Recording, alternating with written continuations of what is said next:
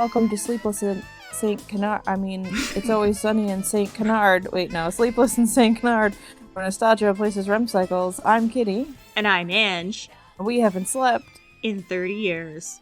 This is a podcast about the 90s Disney cartoon, Darkwing Duck. But today, this is a break from the usual, and we'll be having a special day about you and news. Today, we'll be doing a mini episode about listener mail and, generic Darkwing dudes. I think that was pretty clear. But what if we were an It's Always Sunny in Philadelphia brand podcast about Darkwing Duck? I think it would fit pretty well. The gang gets dangerous. Yeah. We already got Danny DeVito on board as the Lorax, so we're one step closer. So we're taking a break from... Oh, but that has even more horrifying context in the duck world. Oh no. Whose child is that, Danny? So that's what we're doing today. We're taking a break from the usual comic updates and the episode recaps to catch up on us, listeners, on us and the news around the internet. Yes. Starting with a comic update, except technically not like reading a comic, just news. More Darkwing Duck comics. Hold on, let me do this. I don't know if it's breaking news, but we gotta have that for good measure. This is probably the most interesting announcement they've made so far. Our first piece of news for comics is that we're getting a crossover series. Oh, okay. And are you ready for this, Kitty? Because apparently you haven't heard this yet. It's been all the talk among 4 dozen of us. We are getting a Darkwing Duck. There are dozens. Dozens of us. We are getting a crossover of Darkwing Duck and gargoyles. People want this? The response has been mixed, but more interesting is that it is actually being written by Tad Stones and Greg Weisman. They're collaborating together. Okay. There's been mixed responses. I feel like more from the gargoyle side. I saw like some of the the talk in the subreddit. There's possible ways that you could have like worse or more clashing tones. But I'm coming a little short right now on like Darkwing is really slapsticky goofy and gargoyles is very notably not. Yep. That was exactly what I saw. It was, it's kind of like not the same equivalent, but on a smaller scale, how they recently announced that Homestuck is getting a pilot episode, animated series, and it's being done by Spindle Horse. They made a new Australian studio, so Vibsy Pop is the executive producer of a Homestuck animated pilot, and then Toby Fox, who created Deltarune and what's the other one? Undertale. I can't believe I forgot that. Undertale is voicing the main character, John Egbert. So the internet was just kind of had a moment where they were all like, I'm sorry, is this real? Is this happening? I would love to see the behind-the-scenes footage of a Pomeranian doing the voice lines, though. Yes. Just to add a little more detail to this. So basically, Tad Stones posted on Facebook, because it wasn't really formally announced through any kind of breaking news, but I have the screenshot here. So this was right after San Diego Comic-Con, and Tad had said, "Wonderful visiting with my friends I only see once a year. Had a great panel with some of the creative teams behind the Disney Gargoyles, Darkwing Duck, and Lilo and Stitch comics from Dynamite, including the father of Gargoyles, Greg Weisman. And the Darkwing Duck / Gargoyles crossover was announced, a 4-issue limited series that I'm doing covers for." And then we don't have a release date. I saw in the comments that Tad said that I think an interior artist has been picked but not announced. So he kept quiet on that. Like I said, the responses were mixed. Some people were like, okay, sure, why not? Let's go for it. And other people were like trying to figure out the tone because, as you said, Darkwing Duck is very slapstick and cartoony, and Gargoyles is more serious and mature. And there was a gun that one time that nearly There's killed. plenty of guns in Darkwing Duck. But yeah, nobody dies nearly from a gunshot. Oh my god, that's gonna be the whole storyline is Darkwing shoots Elisa again.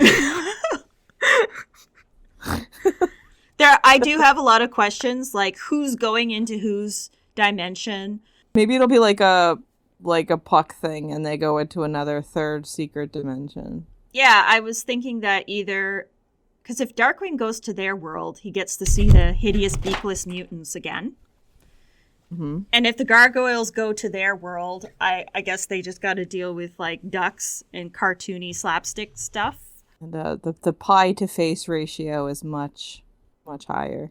Yes, or it could be a third secret option. But people were pointing out that you could draw some parallels between Negaduck and Thylog. Is that how it's pronounced? It's been a while since I've watched the show. Oh, I don't know. I know William Riker, a.k.a. Thanatos. That's the villain I know. Thylog was the clone of Goliath, so he's basically an evil doppelganger. Oh, gotcha. And I could see potentially, because Negaduck has the ability to travel through dimensions, maybe that could be... Yeah. Everybody just pops out of a cake. Yeah, who knows? I mean, there's a lot of different ways they can do it. But Tad was really confident about how this was going to work. So, I mean, we'll just have to wait and see how that all rolls out. I can never complain about new Darkwing Duck content. And I guess they're just having fun with it. But I like that it's the actual series creators who are writing it. Yeah, that should be. It should be fun. For whatever it is, it should be at least entertaining. Yeah, they're both good writers. I was watching Young Justice. I basically did a full watch through of all the seasons, which Greg, I think, writes or like produces most of that.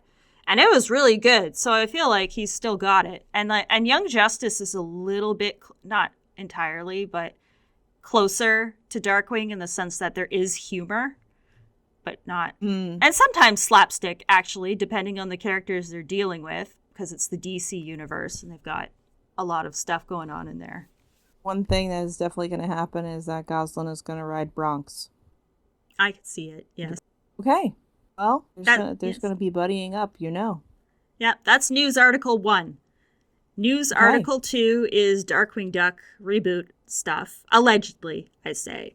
So, still with the air quotes. Yes. Well, because this was, again, like both of these announcements were kind of informal in the sense that the people involved are probably reliable sources because they have such a huge role in Darkwing Duck. But like there hasn't been actual news articles coming out about it. So the second one is about the reboot. This was a video that was posted on TikTok/Instagram by a person by the name of Sabine from the Hijabi Bounder, who I guess does interviews and stuff like that. And she was interviewing Jim Cummings at San Diego Comic-Con and had asked, about like a character that you really want to do or like something you want to see. I'm just going to quote this directly, what Jim Cummings said. He says that Darkwing Duck is coming back. I don't want to spoil anything, but Goslin has grown up and he's actually gotten older. I can liken it to what they did with Batman. When Batman took 30 years off in one of the Batman series, things just got so bad he had to come back. That's where Darkwing lands. Same thing. And that was it. It was very vague. So Jim was saying that he had voiced Darkwing for this reboot stuff or Darkwing coming back. And is he referring to Batman Beyond or The Dark Knight Returns, do you think? I'm assuming Batman Beyond. Yeah, because it sounds like if what he's saying is true, it sounds like Darkwing retired. It says that Goslin's grown up, doesn't say if she's actually a hero or something else, but Darkwing is forced to come back for whatever reason. And that would be interesting because there has been a lot of pitches that have been leaked for the Darkwing Duck reboot where different people, including Frank Angonis of DuckTales 2017, they have done pitches for a reboot. and they were all, as far as I've heard, they were all rejected, but they got leaked. They're show Bibles.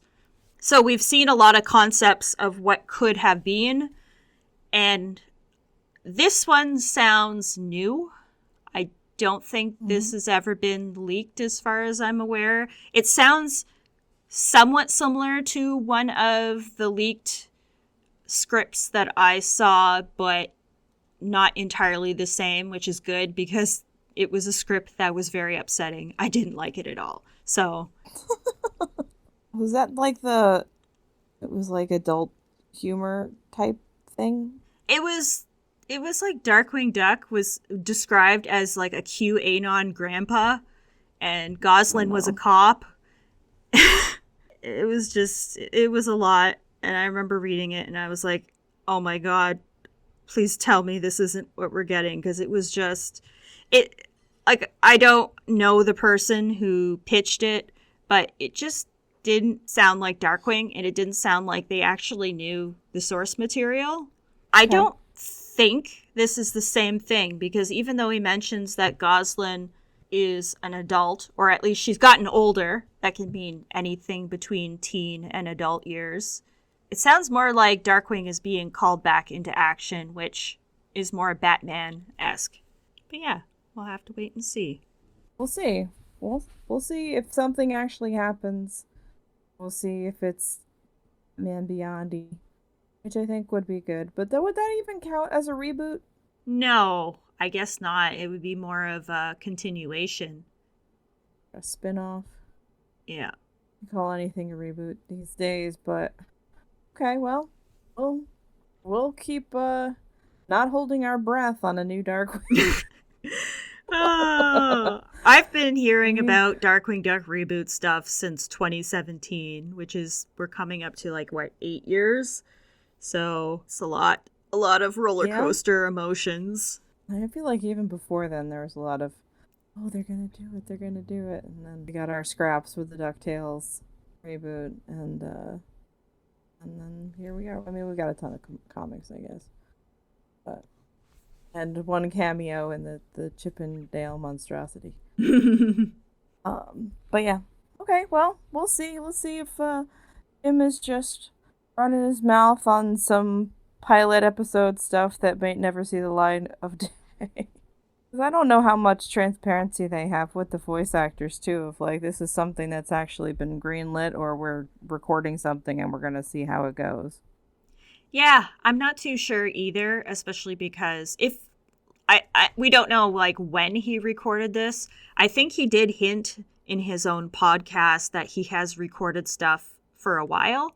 But I mean, from the time that they record to the time that an actual finished product comes out is a long time.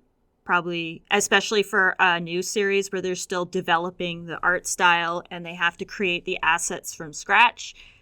I would not expect anything. I'd be surprised if we saw even a glimpse of the artwork or the style or trailer, probably not until 2027, assuming that they're steadily working on it right now.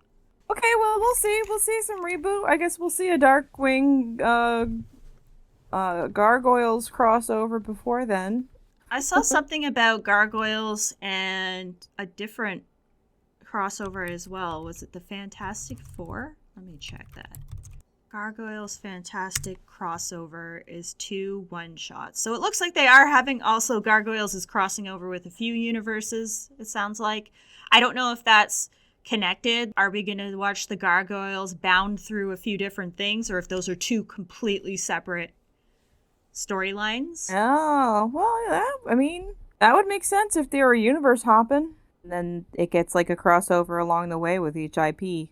Yeah, because it says Marvel approached Dynamite about it. Which behind the scenes is just Mickey Mouse talking to Mickey Mouse. Just in a mirror. Well, larger Mickey Mouse watches in the background. The big one is Michael Mouse. Michaelis Mouse. Okay, well, good for the Gargoyles. They're probably going to get a reboot before Darkwing. I'd believe it. I believe it too. And Jim will just be confused, and he was actually reading his line for whoever the heck that guy's name was in the pack that Oh, he voiced in that. let's see. There was Dingo, Hyena, Jackal. I think he was Dingo. He was probably Dingo. He was probably doing the whole Australian accent and everything. I have to rewatch Gargoyles. I haven't watched it in years since the cosplay. Since the cosplay. Yeah, since the cosplay. I was Fox, and was Mona. I was blue. We painted my entire body blue. It was fun. Did. Fun. And my sister was Elisa. Good times. And, yeah. We did it first. No. We did not do it first. So we'll see.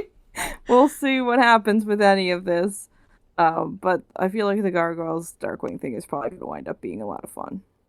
Yep. I'm here for it. I will be ready and waiting. So it's somewhere else it said that he was writing it with Greg Wiseman? Yeah, he mentioned it, I believe, in the comments, because people started commenting on his Facebook post, and he said he and Greg were writing it, which I don't think Tad has written anything since the Untimely Terror of the Time Turtle, which was... Good old Time Turtle. Yeah, and that was excellent. It was really good. So I'm always happy to see what else he brings to the table. Yeah.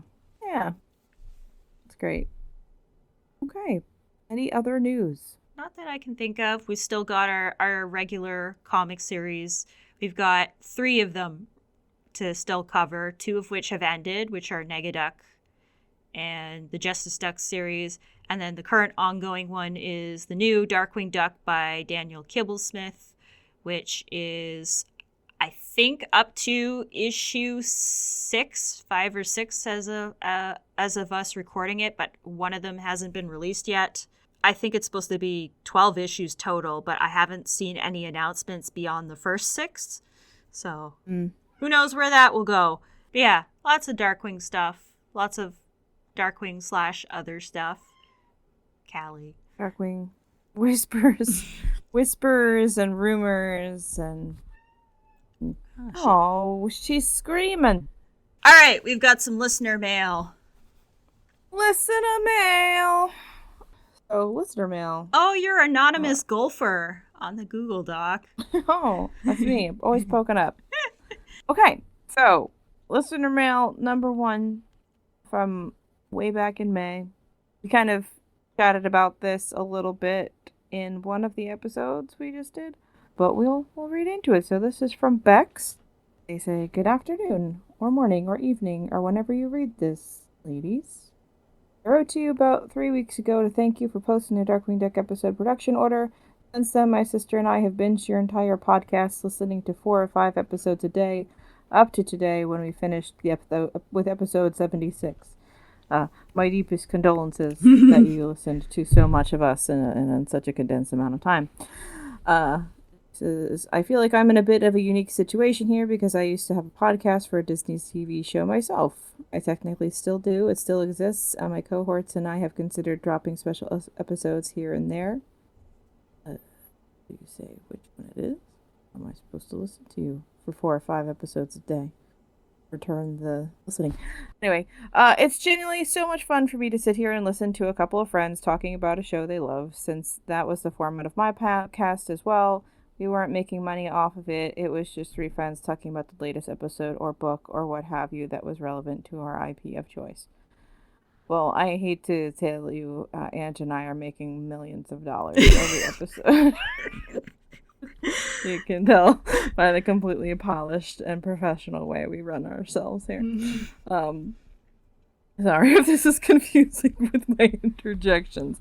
On top of that, I was a kid when Darkwing was first on the air, so it's nice to find some people who are in my peer group in that regard. Though I haven't interacted with the fandom much or kept up with the latest merch, I had no idea that there were any comments beyond the Boon ones in 2010. It's always held a special place in my heart. When I was said child, it was first on the air. My sister, a group of 3 friends, and I dressed up as the Fearsome 5 for Halloween. I was Negaduck, and it was a lot of fun. Yeah, it was. I've dressed up as Negaduck before. Great. Now that I know there's a current recent comic run, I'm going to have to see if I can pick those issues up. It's been a pleasure listening to Anne read them. Okay, I'll admit that my sister and I didn't make it through all the Boob Studio Comics episodes, but we only skipped the crossover story arc, partly because it sounded like Kitty was dying of boredom while she listened, and partly because we were too. It was just painful to sit through. And I do not blame you at all. I've also blocked them mostly from my memory. I don't know if we said it on air, but I definitely was laying on the ground for recording a lot of those, just going, mm-hmm. But why? Anyway, your insights and analysis always seem spot on to me. I'm particularly interested in the supposition that Negaduck doesn't want to rule, he wants to conquer. To him, it's the thrill of the chase, and he only seems to want to loot in order to say that he has it. So he can add filthy rich to his qualifications. Ange's logic as to why he's rarely in the Negaverse makes perfect sense, and there's nothing left to conquer, and it's boring. Mm-hmm. Also, there's been I've been semi-working on a Legend of the Three Caballeros fic. None of it is actually written yet, that I was going to bring Morgana into, and it wasn't until watching her episodes for research purposes that I realized how wildly inconsistent she was written. Like Jeff Parker's take on her, that she doesn't have qualms dealing with the villainous side of St. Canard, so long as it's not putting the people she loves in danger. Dabbling in evil is how she got her start, after all, and she still needs to pay off those student loans. Me too. Well, this is... Yeah, listen. Well, this is getting long and pretty rambly. I want to thank you again for posting that production order, and also let you know that you've gotten 2 new listeners in the past month. I'll be keeping up with your current episodes going forward. Can't wait to hear about your take on the Quiverwing Quack. Well, you did, Bex. You sure did. You heard it, I'm sure. But, I'm sure you can't wait to hear the next thing that we ramble. Luckily, you were waiting for us to talk about the Darkwing Duck Gargoyles reboot, because also, or comic crossover, rather. But yeah, that was awesome. Thank you for sharing, Bex. Yes, thank you for all the kind words. It's hard to believe, I don't really think about it very often, but when we record these and post them, I just kind of don't think about it afterwards. And then I don't actually think about how people sit there and actually listen to us talk. I don't know. In my mind, it's just us talking and maybe a few of our friends listen to it. And right, the hostages. Yeah, and so anytime I hear that people have listened through our stuff, it's like, oh my God, people have actually listened to us, which that's the whole point of a podcast, but it's not like the biggest podcast. We get our stats that come through the host, and we get a fair amount of downloads on episodes, and there's certain episodes that just perform really well, like they get a lot more downloads, and I think it has to do with the combination of the title of the episode and the artwork, or like the little thumbnail that's attached to it. I think I mentioned this in the past that Kitty, when you posted the time turtle on vacation, and I used that as a thumbnail, that one got a lot of views and listens, and I think that's it. You put so much time and effort in all the art and stuff that goes into this, and my 5-second doodle of a turtle on a beach. It was so cute, though. I love him. I go back and I look at that picture sometimes. And I'm like, oh, look at him. Oh, we want to manifest that time turtle relaxing. But yeah, no, I feel the same way. It's like, oh, I get to talk to my friend whenever we get to do this. And then all of a sudden, other people are listening to me talking to my friend. I don't even remember what the hell I talk about 90% of the time. So that's interesting, too. I have one friend who's a regular listener, and she's like, oh my God, that thing you said was so funny. And I was like, I don't remember what I said. She's like, you made a whole song about it. I'm like, I bet I did. I bet I did. Sounds like me. But yeah, we're humbled that people spend so much time with us, or as little time with us as you do spend. If you've listened to 3 episodes, or this is your first episode, hello, welcome. A weird one to start with. You should go back find that time turtle. Apparently, he's a crowd favorite. Go back in time for the time turtle. Ho ho ho. There it is. Tad, take notes. But yeah, I'm curious to know what your podcast was about, Bex. And thank you and your sister for suffering with me up until you tapped out. And thank you for coming back afterwards. I think also in the time since we've done that episode, I've kind of figured out the best format for comics. I found it really difficult at the beginning because, as you all know, podcasts are an audio format and comics are very visual. So when I started reading the Boom series in particular, it was hard to figure out what to leave out and what to add in so that everybody listening, and Kitty, because you initially were only getting like little preview pages, like how to follow it. And I think for those earliest episodes up to the crossover, I was doing a lot of reading out every piece of dialogue, especially for the crossover, because there was just so much of it that was baffling and I had to share it. And I think that's part of what made it so difficult. But I find that with the comics beyond that, I've started to paraphrase a bit more instead of reading out every piece of dialogue and explaining everything. There's parts where I speed up if it's not super important and I leave stuff out. And I think that has allowed some of the later comic episodes to be a little more smoother and probably, hopefully, a little more pain-free. They have been for me. I also feel like it was a learning curve because it takes, if you're looking at a comic book and reading it, you get through it pretty fast usually. But having to like read it and describe it all takes much, much longer. So on paper, it's like, oh, we'll do 2 issues an episode. But if there's a lot of detail or a lot of dialogue and stuff, it packs in there. So I feel like the flow has gotten better personally. But. Yeah, but because like, how do you describe Morgana starts shooting lasers out of her eyes and then dies? The final life stage of Morgana. In all the nature guides. Yeah, thank you, Bex and sister. I'm sure you guys were adorable as the Fearsome Five. I like that. I did not have group costumes with friends as kids. You did dress up with your sister, though, Darkwing and Negaduck. I did, but we were older. It was probably more embarrassing at that point, but we don't care. Yes, and I did have a toy, it was like a full-size chainsaw, but it was like, like a not Michael Myers, Jason Voorhees, like, I've got a chainsaw, like Halloween prop, and it would shake and like make the noise and stuff. So anytime someone asked me for a picture, I would hold the chainsaw up to them, like, oh, haha, I'm gonna do it. And then when their friend was taking the picture, I'd rev the chainsaw and it would scare them. I have not seen any of those pictures, but that's the kind of person that I am. I like to embody that chaotic demon energy. And was Morgana.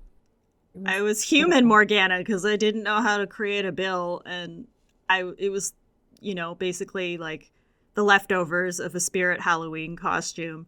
And that one guy came up to us and he asked who I was, and I said I was Morgana, and he was like, yeah, from that episode where she was a human, right? And I was like, oh, I don't think I remember that one. And Katie's like, no, that didn't happen.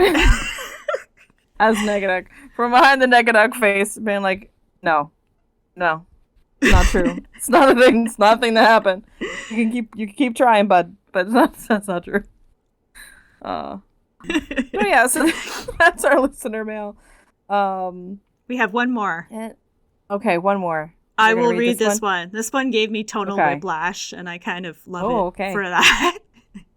Okay. The subject line was Bushroot hate. This was from actually April 2024, so it's been a while. My apologies. We just really haven't had time to fit in listener mail in episodes, so here we go. Hi. I am a somewhat new listener, and I've been really enjoying the podcast. I'm so glad that a podcast that interests me hasn't ended by the time I found it. Me too, to be honest. I'm surprised we've gone this long.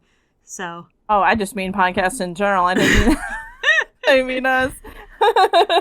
I listen all over the place, so this interpretation of your opinions may be skewed. I have noticed a bit of Bushroot distaste from you two, especially in the episode about the weird muscle inflation stuff, which is, I love how it's described that way because it is accurate. It's true. I love him like you both love Herb Muddlefoot. So here I stand before you to defend my Babygirl. I, for one, think Oh. he is a great villain. Most of the time, his crimes are committed out of what he perceives as a necessity. Growth serum for Spike, money for seeds, etc. Although there are moments where he commits crimes out of pettiness, like in It's a Great Leaf, where he steals Christmas because everyone in St. Canard...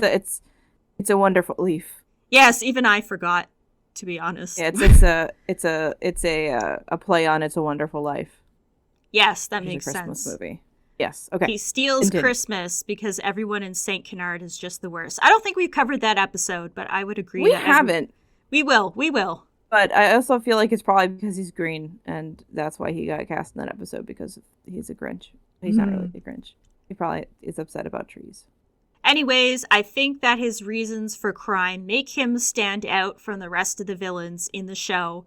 He may not seem like a huge threat because he has no reason to be. He's just a single mom who wants to raise his own little crime family. Sadly, his motivations aren't really explored that much in the series and thrown out the window when he joins the Fearsome 5/4, other than the fact he doesn't like Darkwing. The concept alone keeps me interested in him for all of his episodes. Sorry to go on a rant, but I had to defend my male wife. Anyways, I love the podcast and hope to become a longtime listener. Thank you so much. I love hearing your thoughts, even if they are sometimes wrong. And your play-by-plays of the episodes. Peace. I'll probably be back. Okay. I just love how they're like, I like your podcast, but I'll probably be back, even if you're sometimes wrong. If you straighten up and fly right. And then Ange ignores your email for a year just to see if you'll be around. And then it said, oh, I forgot to add they titled themselves, Yours Truly, Bushroot Freak. Okay. So I have some thoughts. I'm sure you do too. Take us away. Personally, I don't hate Bushroot, but he's probably not one of my favorite villains either. And I think he's probably, in the fan base, he seems to be a bit of a polarizing character where he's either seen as a small bean type character or an incel. I've seen those two extremes, and I fall somewhere in the middle where I don't think he's the worst. I don't think he's a terrible person, but I do think that because he's a very lonely person who craves connection and relationships, he can be very selfish.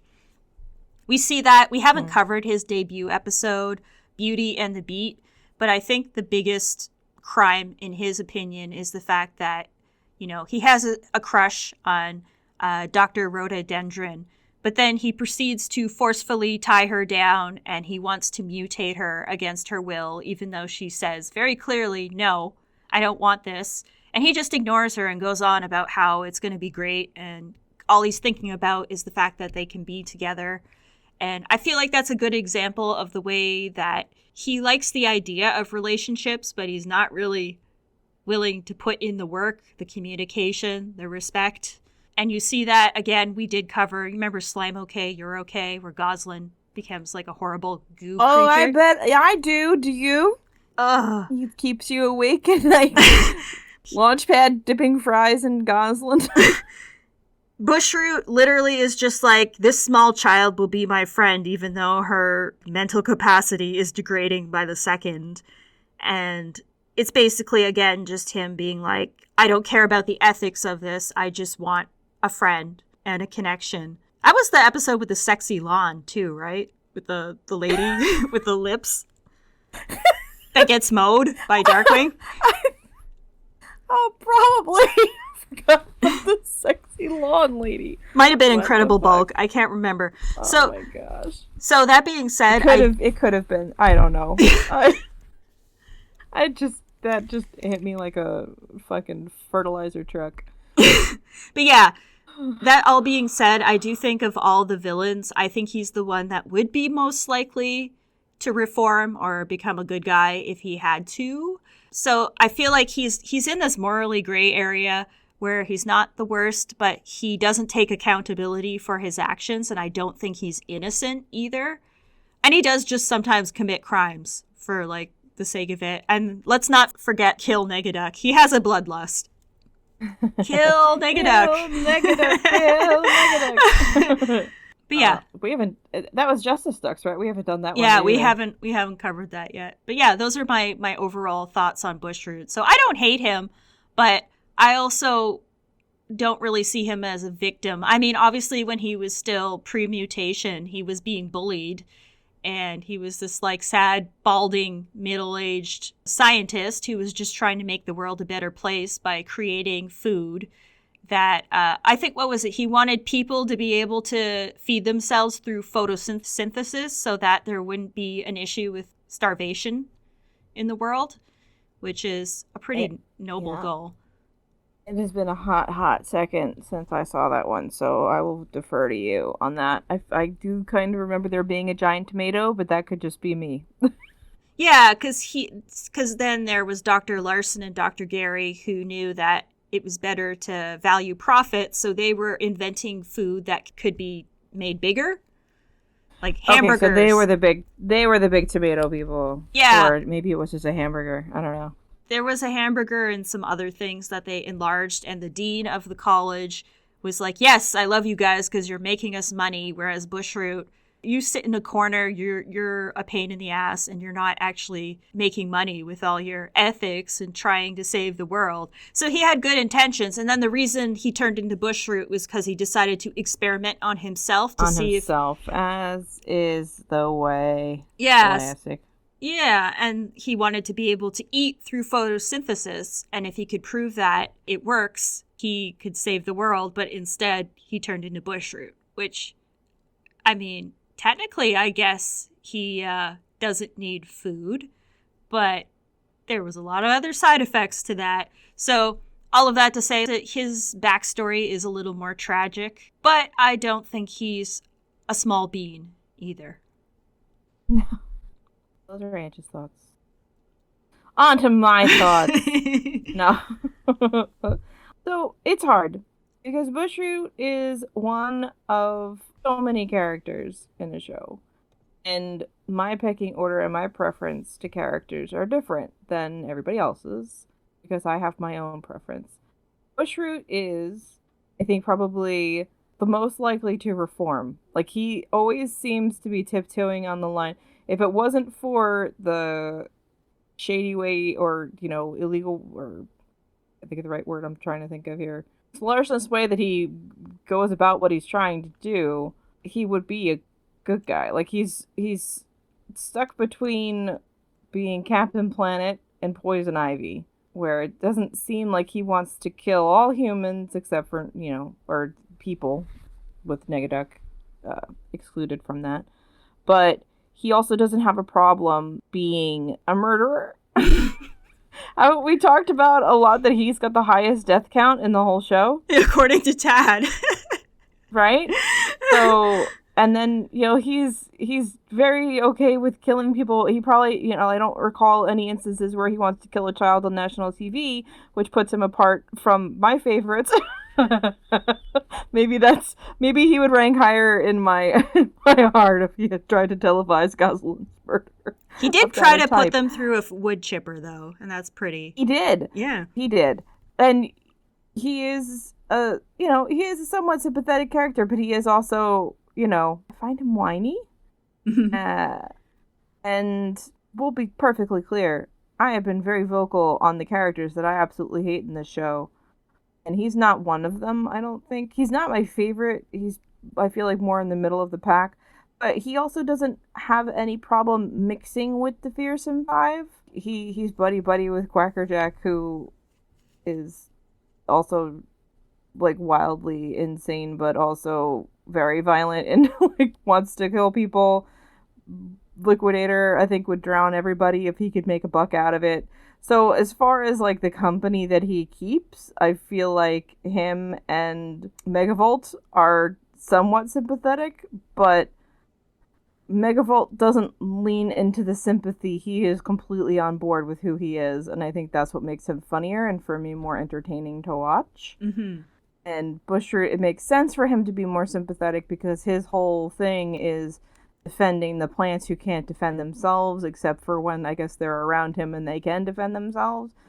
But also, it's like, can't die. Like, we've seen that. And I mean, nobody really in Darkwing can die because of hammer physics. But, I don't know. He's always immortal. He always gets away. And he also always just kind of winds his way into a situation. I do like the episodes where he and Darkwing kind of team up. Those are fun. So I feel like maybe if he was more viewed that way, and then it wasn't just like complete reset, he's a villain next episode, it would be more engaging for me. But I don't hate Bushroot. I don't. I really don't. All that to say, I don't hate Bushroot. I get him. I get his motivations are fun. He could be a very compelling and sympathetic character, so I do understand why people want to gloss over the mass homicides. But I think I like him best in that group dynamic with the other, like the Fearsome Four, because they all kind of play off each other and make each other more fun. That's my hot take on Bushroot. He's also a coward. I forgot to mention that. Like, he's the person that will hide behind other people. Yeah. He seems to forget how strong he is at times. I think about Justice Ducks when him and Liquidator encounter Stegmite, and the first thing he does is he hides behind Liquidator. Because he's like, oh, it's a dinosaur. Which is a man made out of water. And I don't know how much shielding will actually happen. Gonna hide behind this cup of water the next time something scary happens. I feel some sympathy for him, but I think he needs to also take responsibility. Like, he's an adult. He needs to, what is it they say? That, like, what happens to you isn't your fault, but it's your responsibility to, like, handle and process it appropriately, kind of thing. Own your shit. Yes, that's a better way of saying it. If you're gonna be a bad guy, be a bad guy.